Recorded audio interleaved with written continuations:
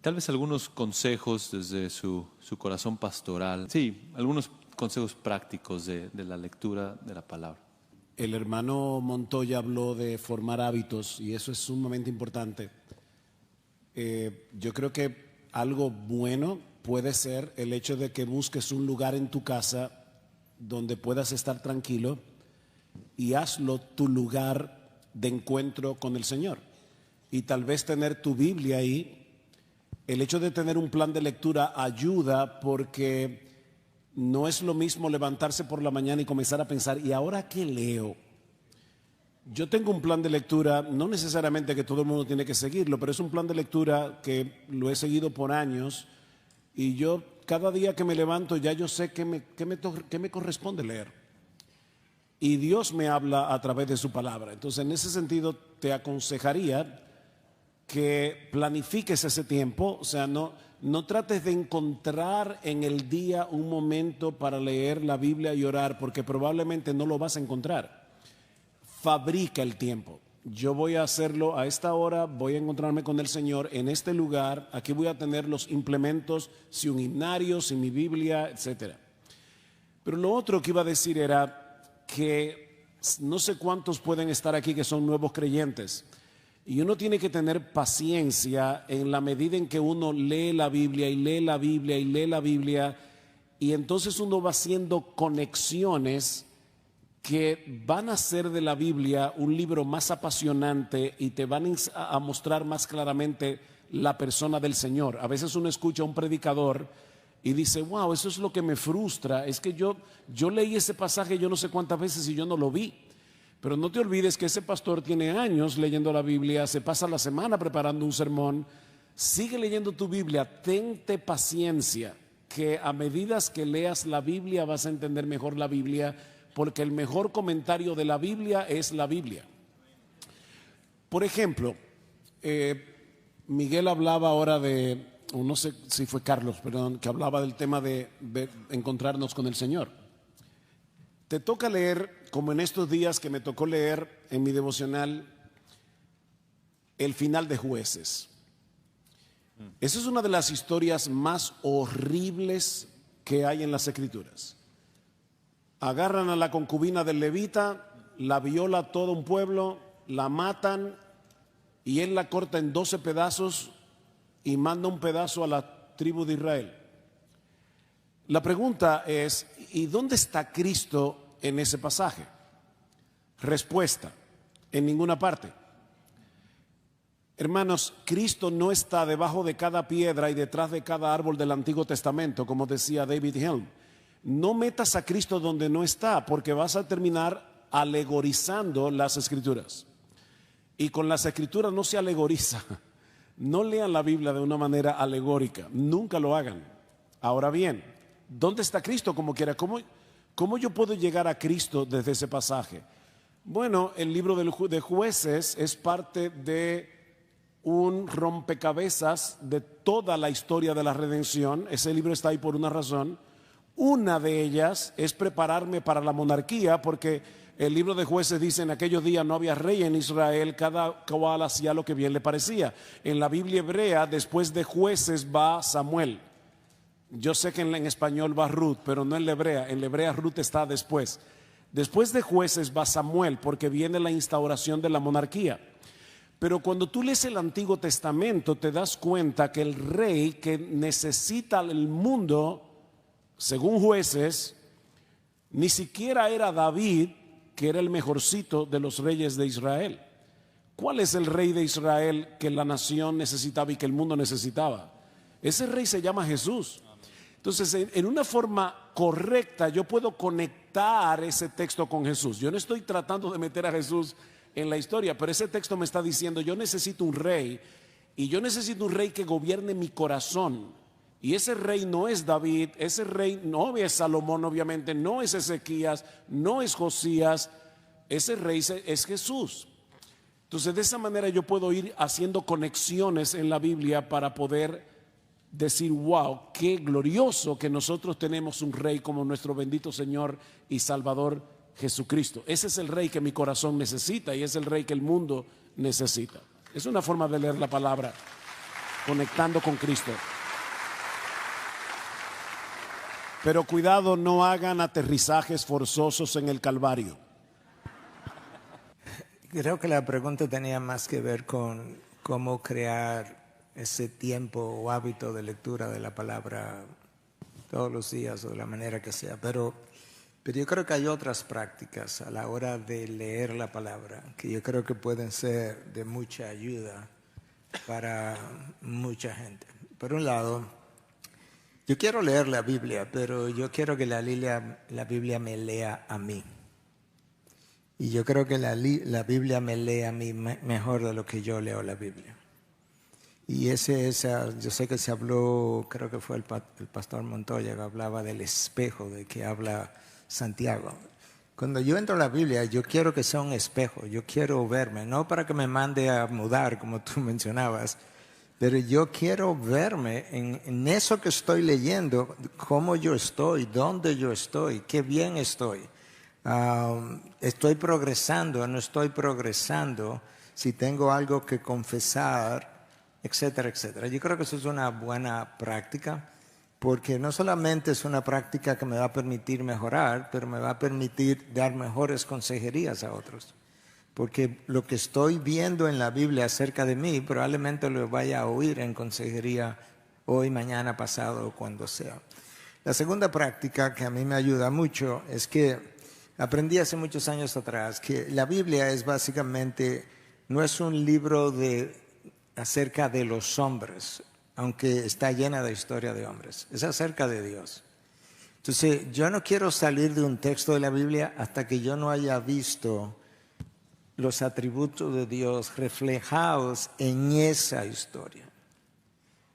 Si es la historia de Abraham con Isaac y demás, yo no quiero aprenderme la historia de Abraham, Isaac y simplemente salir de ahí con la historia que conocí. Yo quiero ver el Dios que proveyó el sacrificio tal cual Abraham pensó que ocurriría, el Dios proveedor. Yo quiero ver el Dios que movió a Abraham a hacer esto. Pero también yo quiero ver al Dios que le pidió a Abraham que hiciera esto como 37 años después o más de haberle hecho la promesa. De manera que Dios tenía como 35, 40 años trabajando en Abraham para que Abraham tuviera la fe de poder hacer un sacrificio. Porque si se lo hubiese pedido al año o a los 2 años, quizás no hubiese podido. Yo quiero ver a Dios en el texto bíblico. Entonces yo creo que eso es una buena práctica también. No salga, la historia de David no es acerca de la historia de David, es acerca de el Dios que estaba sobre David, creando a David, protegiendo a Israel y usando a David en su persona para sus propósitos. Yo creo que si nosotros hacemos eso, vamos a estar más entusiasmados cada vez que salimos de la Biblia, porque vimos a Dios más grande, vimos atributos de Dios, refrescamos atributos de Dios. Y una de las cosas que pasa al leer la Biblia pasa mucho con la oración, aunque me devuelva un momentito, pero Donald Whitney del Southern Baptist Theological Seminary, él enseña la materia de disciplinas espirituales y él dice que la mayoría de la gente no le gusta orar porque ora siempre las mismas cosas acerca de las mismas cosas. Y eso es aburrido, porque si oras las mismas cosas acerca de las mismas cosas, ¿cuántas veces lo voy a hacer? Entonces, cuando oras la palabra, entra a un texto de la Biblia y trata de ver de qué forma ese texto tú lo puedes convertir en oración, va a encontrar continuamente nuevas motivaciones para orar. Bueno, pero igual yo puedo hacer eso al leer la Biblia, que leo los pasajes de la Biblia y encuentro las mismas cosas acerca de las mismas cosas. El Daniel, el fiel, David el valiente y que yo no lo soy. Hermano, es acerca de Dios que está leyendo. Y es la historia de Dios vista a través de la historia de hombres con los que Dios quiso relacionarse para darse a conocer Él. Y yo creo que eso para mí ha sido muy iluminador. Y conectado a eso, creo que es la bendición de tener un plan y de leer la Biblia de manera secuencial. de que nos ayuda a ubicarnos en el canon bíblico, ¿no? La persona que hace sus devociones así, a ver, qué voy a leer y lee algo diferente cada día, es difícil saber en dónde estoy. Mientras que si estoy leyendo un libro, ok, yo sé que ya estoy dentro del antiguo pacto aquí, y es un pacto condicional, y estás viendo los argumentos. Aquí estoy en Proverbios, esas son comparaciones sabias. Esas no son promesas de Pablo, de que Cristo va a volver. Eso es un proverbio que dice que el hijo sabio alegra a su padre. Y esto normalmente es cierto, si no hay otras condiciones. Pero a veces un hijo sabio tiene un padre necio, borracho, y no debe pensar, bueno, mi vida no trae ninguna alegría a mi padre, entonces es porque no soy sabio. No, es un proverbio. Entonces el hecho de tener un plan, de seguir el plan, yo creo que nos ayuda mucho a tener ese hábito y luego de poder ubicarnos en donde estamos en la Biblia.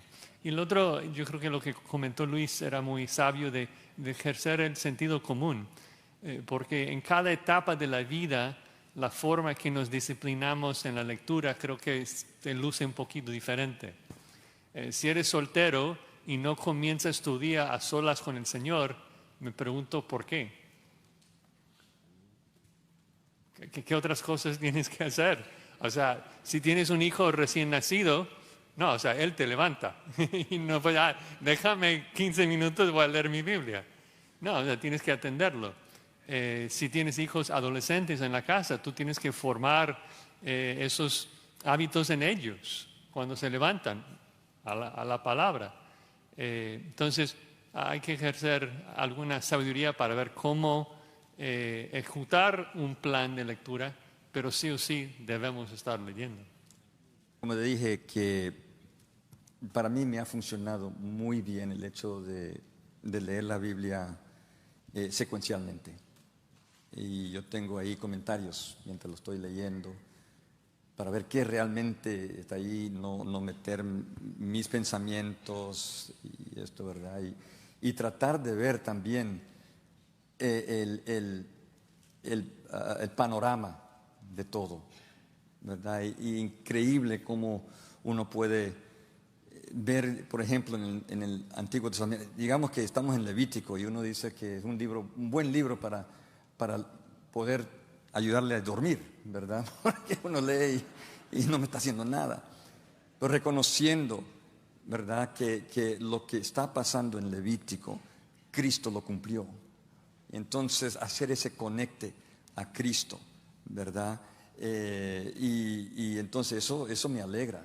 Eso me alegra ver todo esto. Y yo sé que al leer esto, es decir, las israelitas estaban esperando esa promesa cumplida, ¿verdad? Y esa promesa llegó y me ha salvado a mí. Otra vez regresando al Evangelio, ¿verdad? Entonces, verlo no solamente, como dijiste, solo ¿qué hay aquí? Para mí quizás no hay algo directamente aplicable, pero en una manera indirecta me lleva a Cristo.